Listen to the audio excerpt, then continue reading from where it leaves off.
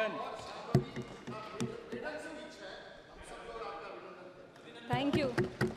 Speech. Thank you, Speaker Sir, for yielding this time to me. I want to thank Lok Jan Shakti Party for giving me this opportunity.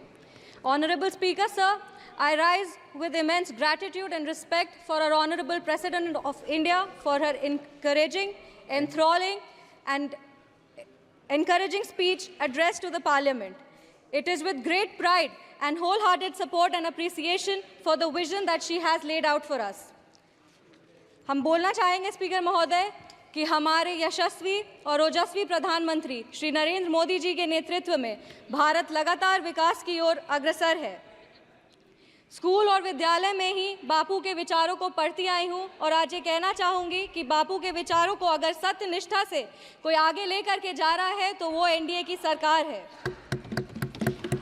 Sir, बापू का विचार था कि गरीबों को मुख्य धारा से जोड़ा जाए और एनडीए की सरकार बखूबी ये कर पा रही है। देश में 4 करोड़ से ज़्यादा पीएम आवास योजना की स्वीकृति, 12 करोड़ परिवारों में 55 करोड़ व्यक्तियों को पीएम आरोग्य योजना के तहत स्वास्थ्य बीमा मिला है।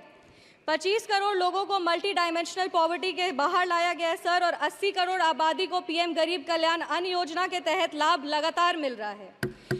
एनडीए की सरकार ने बिना धर्म जात पूछे गरीबों का उत्थान किया है और उत्थान के लिए लगातार काम कर रही है।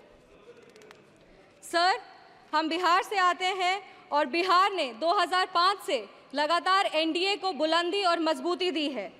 बिहार में एक नेता, नियत, नेतृत्व और कड़ी निष्ठा से एनडीए बिहार को उसका गौरव और एक नया कीर्तिमान वहाँ पे विकास का गढ़ रहा है।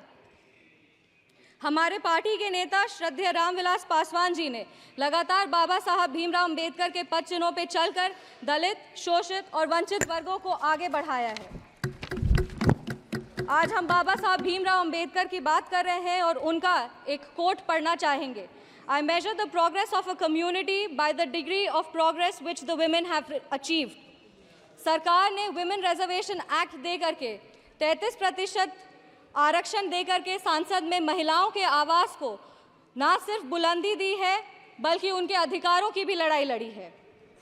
लखपति दीदी की योजना, उज्ज्वला योजना और महिलाओं को मुद्रा लोन देकर के महिलाओं की आर्थिक स्थिति को मजबूत किया गया है।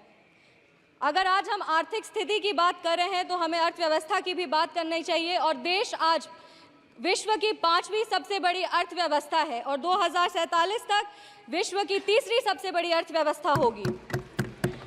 माननीय प्रधानमंत्री श्री नरेंद्र मोदी जी के नेतृत्व में भारत देश को विकास का एक व्यापक स्वरूप मिल रहा है। किसान सम्मान निधि के तहत किसानों को न्यूनतम राशि मिल रही है जिससे उनकी स्थिति में बढ़ोतरी हो रही है और आत्मनिर्भर भारत का जो ये सोच है उससे भारत विश्व स्तर पर एक अपना पहचान बना रहा है। अगर हम विश्व स्तर की बात करें तो G20 के न्यू दिल्ली डिक्लेरेशन में 100% ग्लोबल कंसेंसस के साथ भारत आज एक विश्व मित्र के रूप में स्थापित हो रहा है। ऑनरेबल स्पीकर सर एक युवा हैं और युवाओं का प्रतिनिधित्व कर रहे हैं। हम कहना चाहेंगे कि एनडीए की सरकार में the youth is being equipped with necessary skills and knowledge to face global challenges with initiatives like Skill India, Digital India and Startup India. Sir, Bihar के युवाओं की लगातार एक मांग रही है कि बिहार को विश्व राज्य का दर्जा मिले। बिहार का प्रतिनिधित्व कर रहे हैं, इसीलिए हम हमारे माननीय प्रधानमंत्री जी से अनुरोध करेंगे कि इसके लिए अगर नीति आयोग में कुछ बदलाव किया जाए तो उस पर उनकी विशेष दृष्टि हो और बिहार को भी आगे बढ़ने का सामान्य अधिकार मिले। Sir, I am firmly convinced that with continuous efforts and visionary policies of the NDA government, Bihar will be an example for the development of the entire nation. I want to reaffirm our commitment and Lok Jan Shakti Party's commitment to NDA's leadership और हम अपने राष्ट्रीय अध्यक्ष श्री चिराग पासवान जी को भी धन्यवाद देना चाहेंगे कि आज उनके वजह से बिहार के महिलाओं को और युवाओं को भी आवाज़ मिल रहा है। इस सदन की गरिमा और इस सदन के इतिहास को देखते हुए सर 2 पंक्ति पढ़ना चाहेंगे।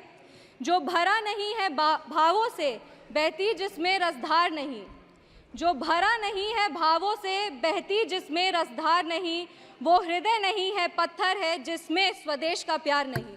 धन्यवाद speaker sir, thank you. Thank you, Sambhavi, for your maiden speech. Now, G. Thanuja Rani. Sushri G. Thanuja Rani. Next, Shri Abhay Kumar Sinha ji. Abhay Kumar Sinha ji.